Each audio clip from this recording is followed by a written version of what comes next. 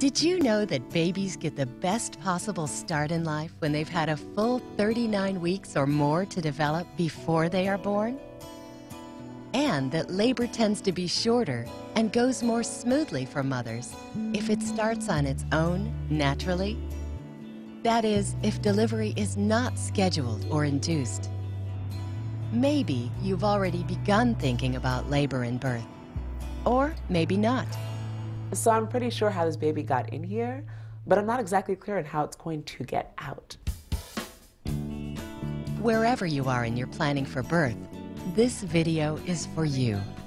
The giraffe, the tall one in the middle. You'll hear from mothers who've had their babies and women who are still waiting. They have great advice for handling the last months of pregnancy and birth.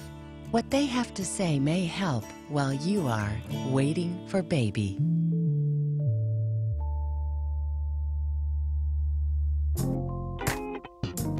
If you are like most women, you're learning about childbirth in lots of ways. From friends, healthcare providers, the internet, and mass media. Making sense of all the information that's available today isn't easy. And if you feel confused sometimes, you aren't alone. You look up one thing and you get 100 different answers about what it might be, and for me at least, my wheels just start spinning and it worries me. That's one reason we're bringing you the most recent scientific evidence about how and when it is best for babies to be born. That's why you come to childbirth education classes. With the limited time available in prenatal visits, it's helpful to have access to an expert who can help you make decisions about birth based on what is proven to be best for mothers and babies. When we started to learn about the way my body's gonna work together and all the parts are gonna do their thing, it helped to make me feel a lot more confident about the labor and delivery and that everything knows what it's supposed to be doing. Of course, using your appointments with your doctor or midwife to get good information and reassurance also helps to build confidence in yourself and your body as you prepare for birth. So it's getting really close to birth time, and I'm a little nervous. I still don't know exactly what to expect. For, centuries, women have been pregnant and they deliver their babies, and the majority of babies are born naturally. So your body is well prepared for continuing this pregnancy and for the delivery. It's normal to feel anxiety about something you've never done before. And because each birth experience is unique, it isn't possible to predict everything that will happen during your baby's arrival. That's why learning about choices you can make to give your baby the healthiest possible start in life will help you approach birth with confidence. I mean, it was hard, but it was not as bad as I expected. I really didn't think it was going to be that easy. And I'm not saying it's easy. It's just, I thought I was going to probably feel like I was going to die because I was watching all those TLC shows, and I thought I was like, oh man, I'm in for something awful. The pain is so worth it. It's one of those things that hurts so great. You may find it helpful to know that if the female reproductive system was a building, it would definitely win a prize for best architecture. Your body contains everything it takes to grow and give birth to another human being. Second to your heart, your uterus is the strongest muscle in your body. When your baby is ready to be born, the uterus begins to contract. That is, squeeze in and out, at first gently and for only a few seconds and many minutes apart. When I relaxed and started listening to my body and just, going through the contractions, breathing through them, not thinking about the end result, just thinking about minute to minute how I was going to get through, I think was a really key factor for me.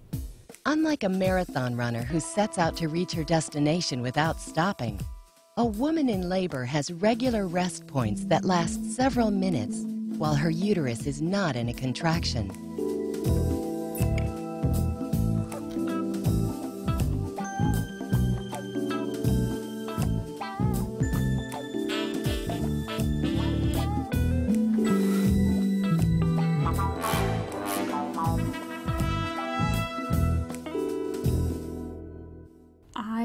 remember when I had the first contraction that I could tell for sure, okay, I'm in labor. And the first, it wasn't super painful, but it wasn't comfortable. But at that moment, I was very excited because then you can tell, oh, it's really happening. As labor progresses, stronger contractions move your baby through the birth canal. They may be uncomfortable for mothers, but to your baby, contractions probably feel like gentle hugs. The cervix is the opening at the bottom of the uterus. It stays tightly closed during the 9 months your baby is developing. At the end of pregnancy, even before labor officially begins, your baby will drop into your pelvis.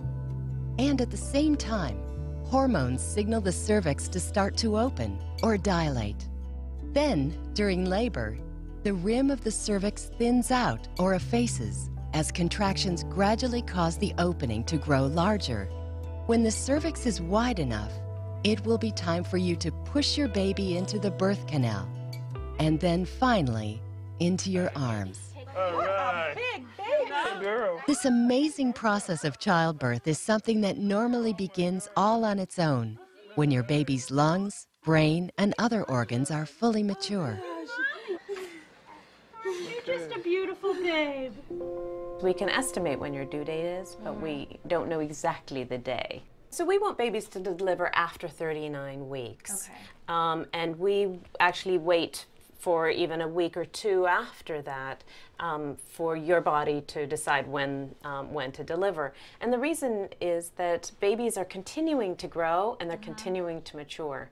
The brain is developing, the lungs are still developing, the liver is still developing, and your baby is being nourished by you and your body. And it's so much better to stay inside of you than us making a decision when this baby should be born. Okay. Wafer is just that little thing in the bottom. You may have heard about women who had their labor induced. That is, started artificially before their bodies began to labor on their own. Lately, though, concern about the number of inductions is growing because there is evidence that they often lead to unintended complications. The fact is, even ultrasound readings can't be 100% accurate about a due date. Some may be off by as much as 2 weeks.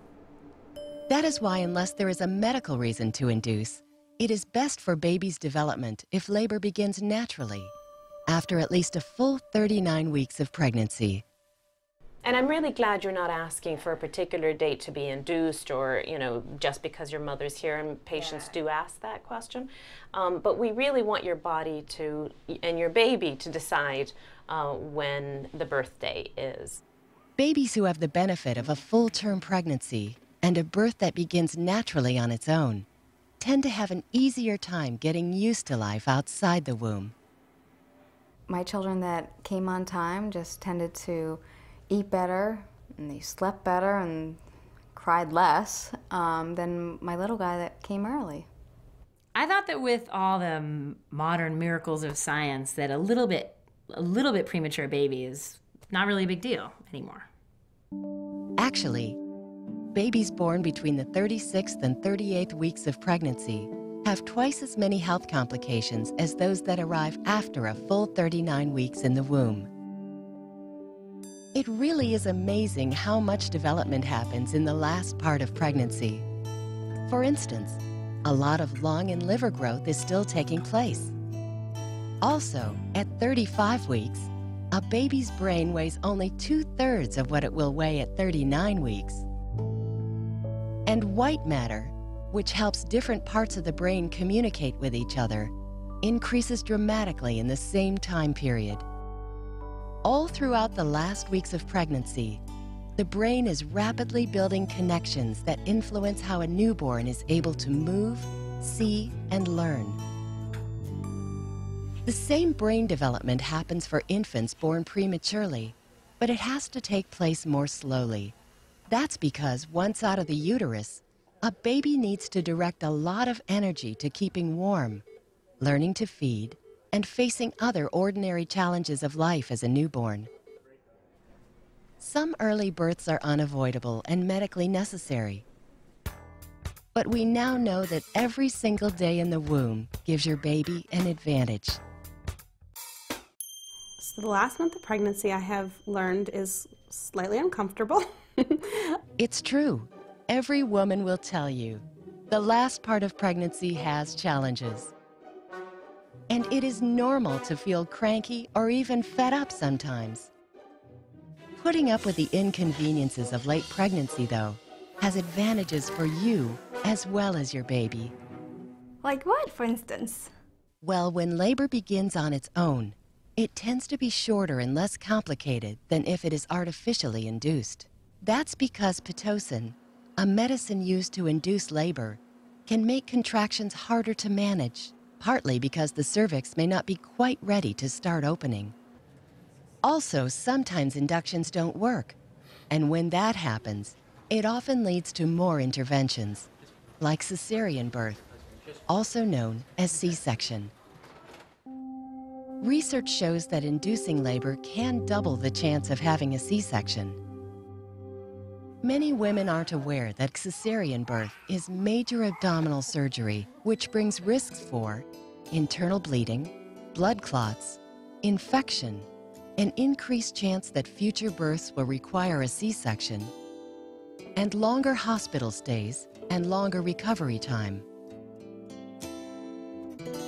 I guess I had always heard about C-sections in the media. Like so-and-so went in, had their baby, 2 weeks later they were back at work, everything's fine. It seemed like this kind of easy, new approach to having a baby. You don't have a vaginal birth, you have a C-section, you get a little stitch in your back and everything's fine, and maybe some people even get a tummy tuck at the same time. I mean, that's the stuff I read about all the time in fashion magazines. I think there's a lot of things that are associated with C-sections that we don't realize. Like, you can't get back in shape as fast because you're recovering from abdominal surgery. You can't exercise as quickly as you'd want to. You have to stay away from everything for at least 6 weeks. It's so involved, and nobody told me anything about that. For reasons researchers are still investigating, the number of C-sections has been on the rise. However, noticeable improvements in mothers' and babies' health haven't come along with the high cesarean rate.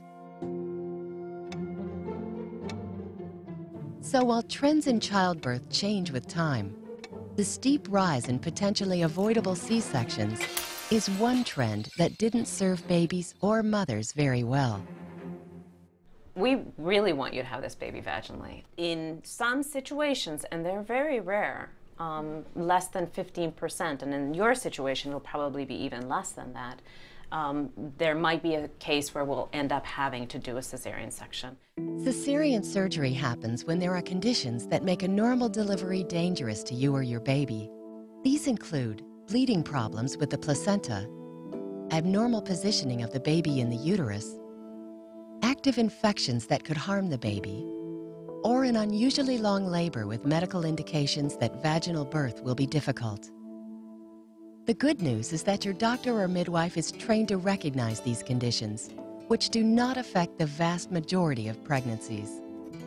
Is there anything I can do on my part, to make sure that I'm doing everything I can to have it naturally? I think you're doing great. Your baby is growing appropriately. Your weight is right on the curve that we want. And that you are actually walking every day and being very healthy. So there's nothing in your situation that would make me feel that you're going to end up with a C-section. The last weeks of pregnancy will be a whole lot easier to handle if you stay active and healthy. It's also a good time to remind yourself that by reaching term and letting labor start on its own, your newborn is less likely to have difficulties with breathing, jaundice, infection, problems learning to breastfeed, trouble staying warm, low blood sugar, vision and hearing problems, a stay in the neonatal intensive care unit, and other complications from early birth. It's good to remember the benefits that a full-term 40-week pregnancy has for babies, and mothers too, as you move through your last trimester and get ready for birth. Yes, right now you're wobbling like a penguin, but you know what? That means you're close. Do anything you can to make yourself feel a little bit better. Eat all the watermelon you can, eat all the bonbons, sit in a bath of cold water, whatever it's going to take just to let that baby cook. Just waiting those last few extra days or minutes or even weeks can be really tough. But you saying, okay, I'm not going to put this on my schedule. I'm going to focus on what's best for the baby. And that timing when they choose to come out, I think is important. You are going to feel much more at ease about labor and birth if you don't have to deal with misinformation. Well, I heard the bigger the baby's gonna get, the harder the labor is gonna be. Actually, a baby's weight is not a good predictor of how difficult or easy birth will be. And babies born at healthy weights have the advantage of being able to keep themselves warmer than babies born too small.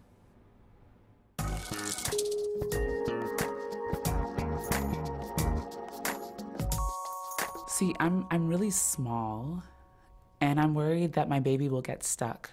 Regardless of how tall or thin they are, most women have pelvises that are naturally large and flexible enough to accommodate average and above average weight babies without the need for medical intervention. That's a girl. Okay, you can almost see it. And you can rely on nurses to help you gradually guide your baby through the birth canal during labor.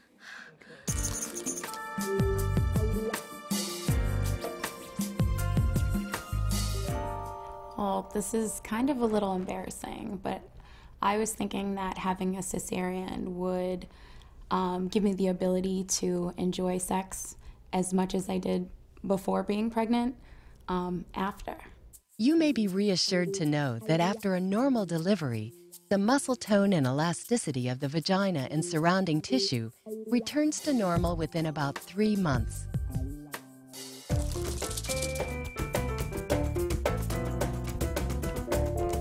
I'm a person who likes control in my life. I like to control everything that happens to me. And the idea that the labor is going to be something that I won't be able to control is very scary for me. I will honestly say the single hardest thing for me in this pregnancy has been letting go of the control. Letting your body and your baby's development determine the best time to give birth does involve dealing with uncertainty. And for some women, that is hard. If you can let yourself get comfortable with the element of surprise, it helps. Children, for the rest of our lives, they'll surprise us. And it starts with labor. They will surprise us. They know when they're ready. It's such a great feeling to be surprised by your own child that you made. It's like a gift. The reality is, there is not much about children in general that is perfectly predictable. Your baby will eventually smile and sit and walk, but you'll never know exactly when. It's good to think about the timing of your labor and birth the same way, with flexible expectations. The changes pregnancy and birth bring do require adjustments in life, but before you know it, the many rewards a new baby brings will convince you that all your patience was worth it.